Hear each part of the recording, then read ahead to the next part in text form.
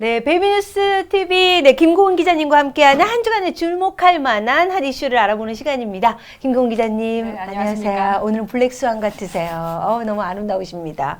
지금 아까 우리가 꽁트에서 김고은 역할을 해봤는데, 탤런트 김고은 김고은 기자님, 딱 닮으신 것 같아요. 빨리 가죠. 닮으신 것 같아요. 닮으신 것 같아요. 그렇지 않나요? 그죠? 배우 김고은 씨하고 닮았죠? 네. 이렇게 무쌍인 사람들 비슷하다는 소리 잘 듣는데. 네. 빨리 하겠습니다. 네네네. 오늘의 네. 한 이슈. 네, 윤선홍님께서 봐요. 발레리나 같으시다고. 네, 머리 묶었네요. 김선미님. 네께서 얘기해 오늘 주셨습니다. 고데기를 안 가져와가지고. 네. 아무튼, 아름다우세요. 아름다우세요. 네, 시작하겠습니다. 네, 자, 시작하겠습니다. 지난주에 네. 올해 바뀌는 정책 14개를 소개해드렸는데요. 네. 올해에 바뀌는 정책 이거 말고도 굉장히 많아서 올해는 네. 또 그 전에 소개해드리지 못했던 것을 오늘 소개해드리려고 합니다. 네. 보건복지, 여성, 가족 또 뿐만 아니라 생활에 밀접하게 닿아 있는 제도 중에서 바뀌는 것들 중심으로 소개를 해드리려고 해요. 네, 자, 지난주에 우리가 보건복지 분야 정책에 대해서 이야기를 나눴잖아요. 네. 육아휴직을 당겨 쓸 수 있게 바뀐다는 소식을 전해드렸었는데, 출산 전후 휴가, 급여도 인상된다는 이야기가 있습니다. 네, 출산 전후 휴가 급여 받으실 수 있던 거 원래 네. 135만 원 정도 90일 동안 받으시던 게 있거든요. 네. 근데 이게 150만 원까지 받으실 수 있게 그 금액이 상한이 됐고 네. 기존에 대기업 다니시는 분들은 그러니까 60일 제외하고 나머지 90일에서 그 30일만 받으실 수 있었는데 그거 역시 150만 원까지 받으실 수 있게 됩니다. 그러니까 출산 전후 휴가급여입니다. 네. 자, 다음은요. 기업들의 그 육아휴직을 장려하는 차원에서 만들어진 이 출산 육아기 고용안 지원 정금.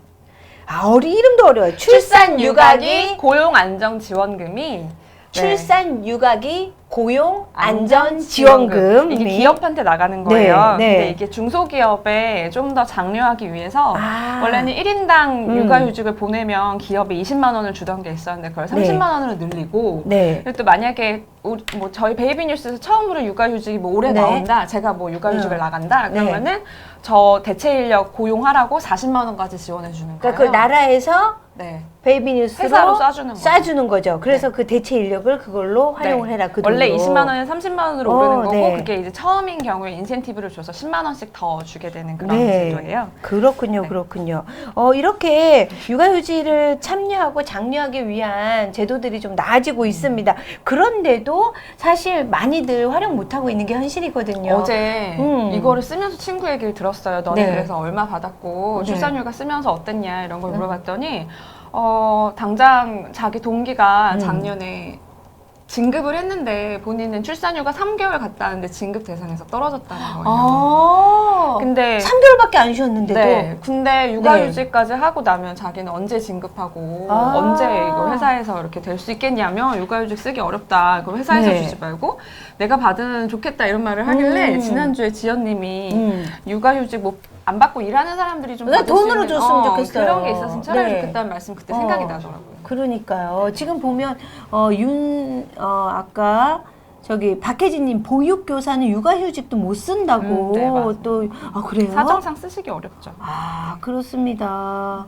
육아휴직 1년 주는데 아기 낳고 안 쓰면 나중에 따로 안 준다고. 그러니까 빨리 아기 낳고 바로 쓰셔야 되나 거예요? 기간을 내가 선택할 수가 없는 회사들도 있나 봐요. 그러니까 아직까지 지원 정책이 많이 있고 지원금도 늘린다 하더라도 그렇죠. 아직까지 이렇게 눈치 보고 사용하지 못하시는 분들이 정말 많다는 생각이 좀 듭니다. 네, 그렇습니다. 다음 소식은요? 네, 다음 소식은 저소득층이나 한부모 가족 그리고 또 수급자 가족 등 그 복지 혜택을 더 받으셔야 되는 분들이 더 혜택을 받으실 수 있게 됐다는 소식이에요. 저소득층에 대한 분유와 기저귀 지원 사업이 있는데 이게 원래 대상이 그러니까 생후 태어나자마자 12개월까지 됐던 것에서 24개월까지 받을 수 있게 바뀝니다. 그리고 또 저소득층 분유 지원 대상에는 그 생활 안정이 되셔야 되는 예를 들어서 할머니랑 아이만 산다든지 할아버지랑 아이만 산다든지 뭐 아니면 어디 위탁시설에서 자라는 아이라든지 이렇게 좀 그 사각지대에 있는 사람들한테 더 분유가 갈 수 있도록 이렇게 확대됐습니다. 그거 너무 좋네요. 왜냐면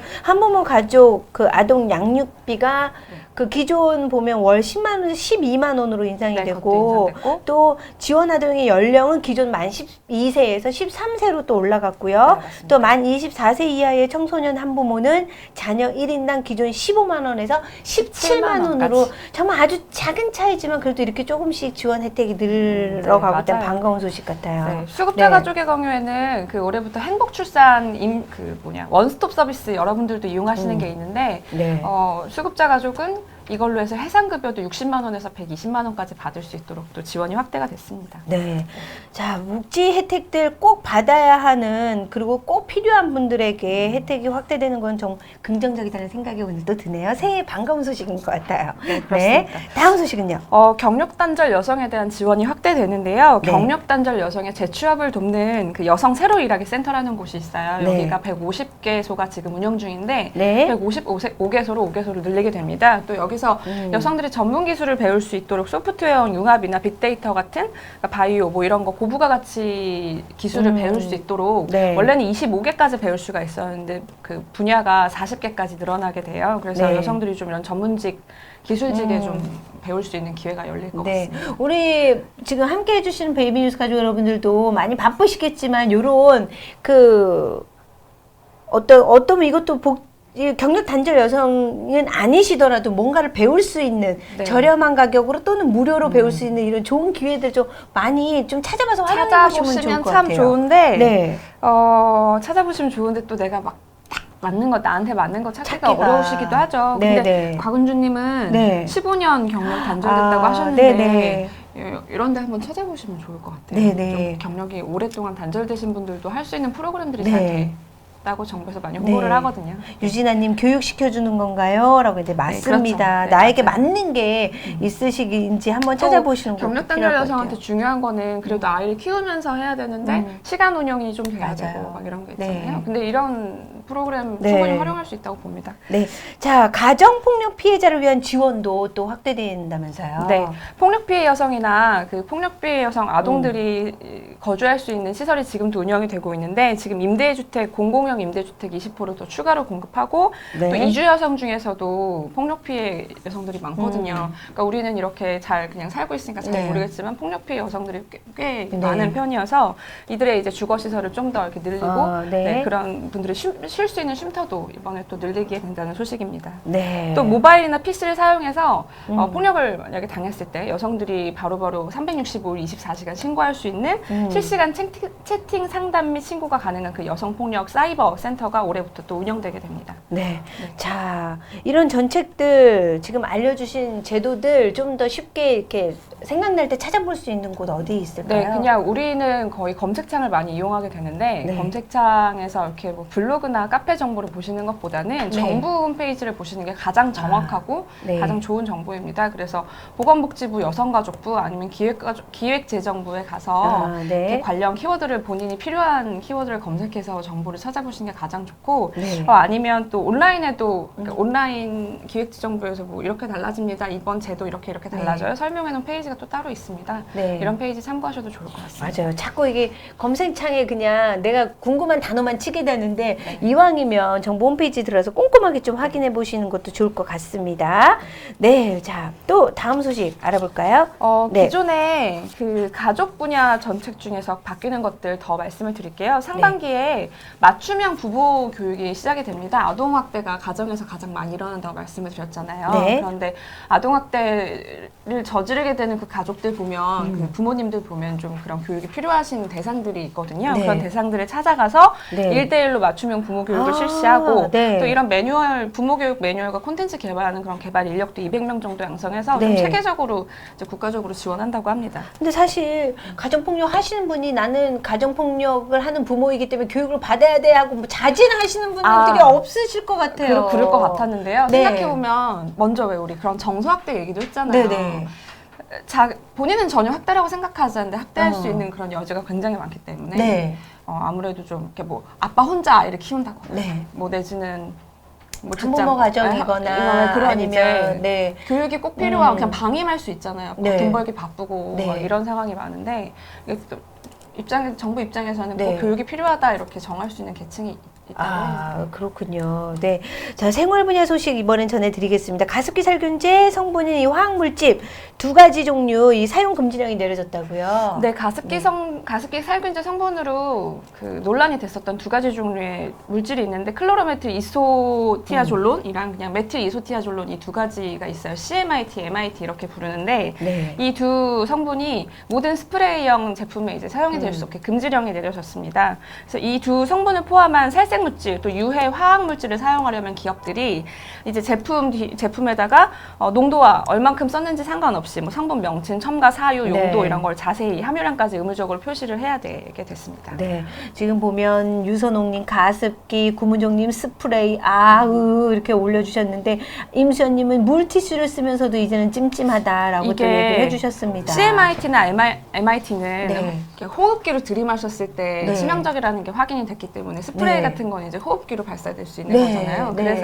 그래서 이제 사용이 금지된 것이고 네. 이거 말고도 이제 여러 가지 제품군들이 있어요. 뭐, 죄송합니다. 자세히 기억이 안 나는데. 네, 어린이 화장품에서도 뭐.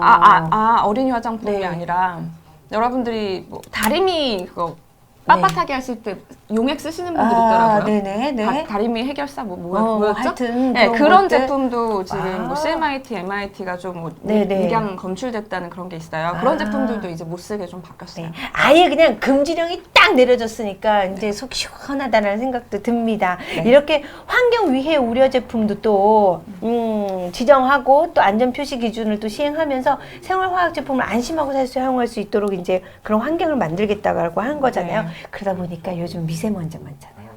며칠 전, 한 이틀 전에도 진짜 맞아요. 하늘이 이런 공기 속에서 있어야 돼. 그리고 엄마들 채팅창에 보면 요즘 계속해서 맞아요. 공기청정기 드려야 되는 거 아니냐고. 저는 그런 막 생각을 해봤어요. 이런- 지금 우리가 물을 사 먹는 시대가 아니었는데 사 먹잖아요. 네.